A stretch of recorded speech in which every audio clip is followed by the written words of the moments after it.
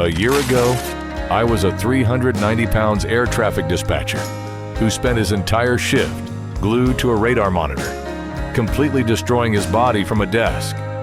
I was responsible for tracking millions of dollars of aircraft, but I couldn't even track my own health. Today, I stepped on the scale and saw 280 pounds. I've officially dropped 110 pounds, and for the first time in my adult life, I feel light enough to fly myself. I'm posting this because high-stress, sedentary jobs make it incredibly easy to eat yourself into an early grave without even noticing. If you're ready to finally break out of the desk job trap and rebuild your life, hit follow. And if you're stuck in that exhausting cycle right now, drop a comment. I'm staying up after my shift tonight to help you out. 12 months ago, my mornings didn't start with energy. They started with an absolute physical struggle. Just getting out of bed to walk over to the bathroom sink and wash my face felt like a brutal task. My lower back would immediately seize up from carrying the weight. My ankles throbbed, and I'd have to brace my hands flat on the counter just to hold myself steady while brushing my teeth. I was completely suffocating in my own frame, but I found a way to change my life. My name's Jordan. Growing up, my weight was always shrugged off as an inevitable byproduct of a toxic food environment. Let's face the facts. Over 70% of foods found in typical Western grocery stores are heavily ultra-processed. These engineered foods are specifically designed to be hyper-palatable, meaning they trigger the dopamine centers in your brain so aggressively that they literally override your natural fullness signals, making chronic overeating almost automatic. I use that environment as my lifelong excuse. I figured since the modern food industry had rigged the game against me, why bother fighting a losing battle? The bullying during my teenage years only drove me deeper into that shell.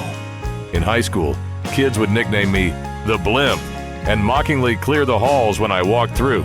I learned to develop a highly sarcastic, funny defense mechanism just to protect myself from the insults, eventually taking a high-intensity hidden desk job where I could stay out of sight.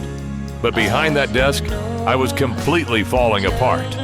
The pure stress of managing tight flight schedules left me emotionally drained, and my only coping mechanism was the office vending machines and midnight fast food runs.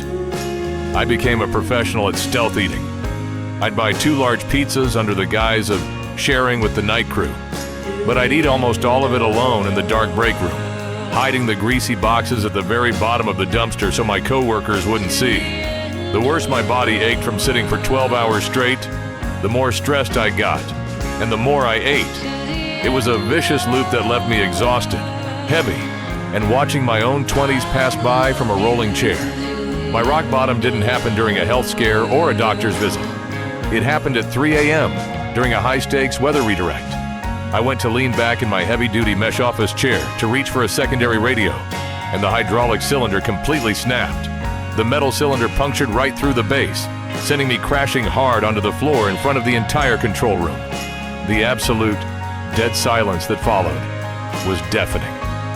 While the alarms were blaring on my console, 3 coworkers had to physically haul me off the carpet because I was too heavy to get up quickly. The sheer humiliation of letting my weight compromise my professional environment was my point of no return. I went home that morning and realized I was done letting my bad habits dictate my value. I didn't start with a radical, unsustainable crash diet. I decided to treat my health with the same absolute precision and grit I brought to guiding planes safely through storms. I banned the delivery apps and drive-thrus entirely, started packing clean meals, and committed to dedicated workouts. At first, it was just waking up an hour early to walk the empty airport perimeter fence before my shift started. Eventually, those walks turned into heavyweight training. I quickly learned that weight loss is 80% mental warfare.